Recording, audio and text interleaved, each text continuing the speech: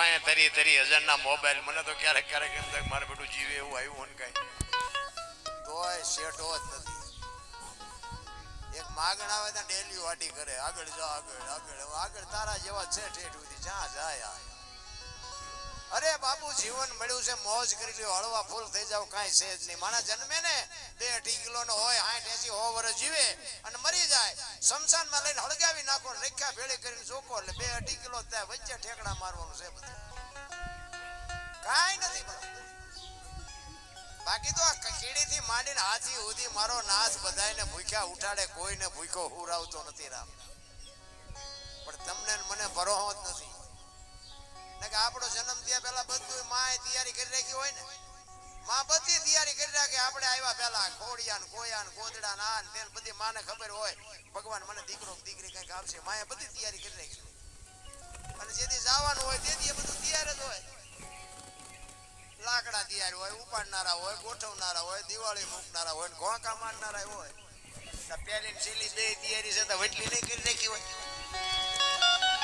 પણ સંતોષ જેવી ચીજ બધા કે સ્વર્ગમાં ઇન્દ્ર ભગવાન સોનાના સિંહાસન ઉપર છે, ત્યાં ઇન્દ્રની અપસરાયું નાચે છે, ત્યાં ફુવારા છે, ત્યાં કોક જીવી હોય કોણ મારે કોક ચાલવા દે. આમ જ હાલે બધું ડીંગો ડીંગ, કાંઈ છે નહીં. આ રહ્યું ને ઈશ્વર છે તમારો મારો બાપુ. આ દેહ છે ને એક 5 તત્વનો દેહ છે.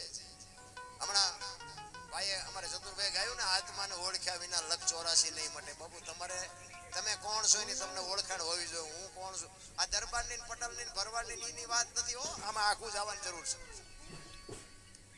કારણ કે તમે હોય કે હું હોય બાપુ, શરીરમાં ઈશ્વરે જે રચના બનાવી છે એમાં કાંઈ ફરક નથી. અને એમાં આત્માની ઓળખાણ કરવાની છે. તમે કોણ છો એની જો તમને ખબર પડે તો સમજી લેજો માણસનો અવતાર આપણો મેળ પડી ગયો, બાકી નકર ધક્કો સમજી લેવાનો. આત્માને ઓળખ્યા વિના લખ 84 નહીં મટે, ભ્રમણા ભાંગ્યા વિના ભવના ફેરા નહીં મટે. ફેરા તો ગમે એટલા હોય કે ન હોય એમાં આપણને બહુ ખબર નથી, પણ આપણને અત્યારે જે સમય મળ્યો છે એ સમયમાં જો એક ઘડી આધી મેં પુનિયા 24 કલાકમાં જો કંઈક કરશો ને તો જ મેળ આવશે. બાકી જે ભગવાન કાંઈ છે જ નહીં. 5 તત્વનો દેહ છે. અત્યારે કોઈનો દેહ દુર્ગંધ નથી મારતો ને, એમાંથી એવું એક તત્વ નીકળી જાય ને 2 દીમાં દેહ દુર્ગંધ મારી જાય તો આપણે જોવું ન જોઈએ કે અત્યારે આ દેહને ચોખ્ખો કોણ રાખે છે મારી પાસે, જોવું ન જોઈએ. અને ખોળિયામાંથી જીવ નીકળે પછી દીકરો હોય, બાપ હોય, માં હોય, પત્ની હોય, કોઈ નહીં કે આને રહેવા દો, કાઢો બસ વાત થઈ ગઈ પૂરી. એટલે જ એક પુરુષોત્તમ બાપુ વાણીમાં એવું લખે છે કે આ દેહ છે ને, દેહમાંથી ખોળિયામાંથી જીવ નીકળે એટલે આ દુનિયા કાઢવાની તૈયારી કરશે કે હવે ઉપાડો આને. પુરુષોત્તમ બાપુ વાણીમાં છે ને, વાણીમાં તમે ધ્યાન આપો તો તમને મજા આવે. બાકી તો મજા આવી યાદ કઈ નો રહ્યું ઈ ડખા છે. અને વાણીમાં ભજનમાં તમે બેઠા હોય ને તો ઘડિયાળમાં ન જોવું પડે, ચાની જરૂર ન પડે. હુરત નારાયણ ઉગે જો ભજનમાં બેઠા હોય તો. એક બેન હતા ને બાજુના ગામમાં, કથા હતી, એના ઘરવાળાને કે કથા સાંભળવા જવું. એનો ઘરવાળો કે ભાઈ જાને હા સુધી નિરાયત મારે ગયા બેન કથા સાંભળવા આવ્યા. હાજે એનો ઘરવાળો કે કથા સાંભળવા ગઈ હતી કે હા, કે બાપુ હું વાંચતા હતા.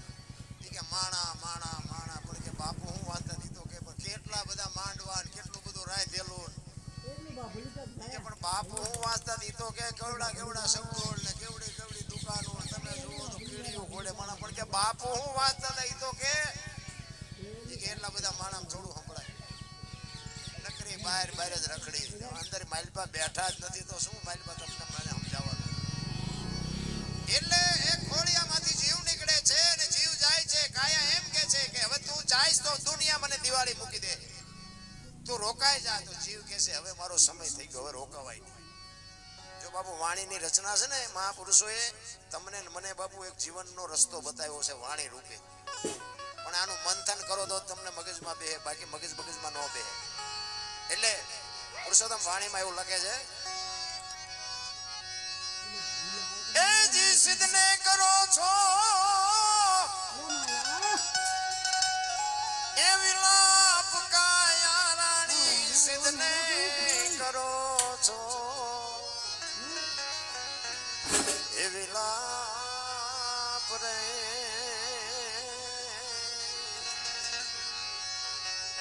તારે ને મારે હવે કાંઈ નથી. બસ આ દુનિયા મતલબી દુનિયા છે. સ્વાર્થ પૂરો થઈ જાય પછી બૈરું હોય, ભાઈ હોય, દીકરી હોય, માં હોય કે બાપ હોય, કોઈ કોઈનું છે જ નહીં.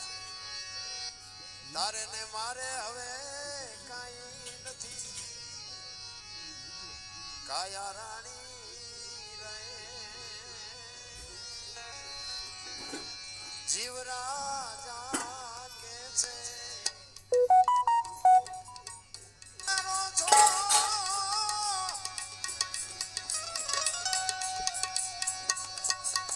સિદ્ધ કરો છો વિલાપ કાયા રાણી, સિદ્ધ કરો છો વિલાપ રે.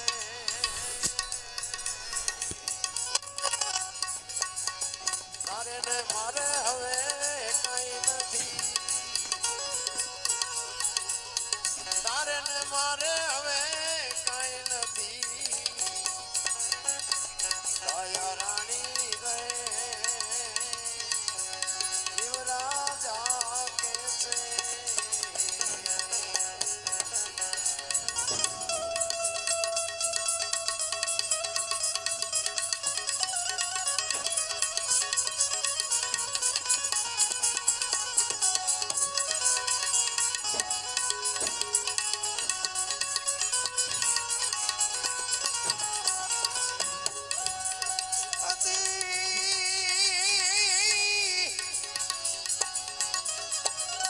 અતિ વાડુતી વેલ કાયા રે રાણી, અતિ વાડાની આવે રે.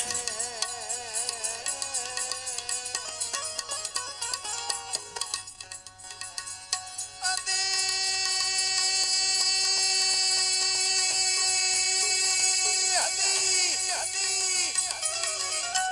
અતિ વાડુતી વેલ કાયા રે રાણી, અતિ વાડાની આવે રે.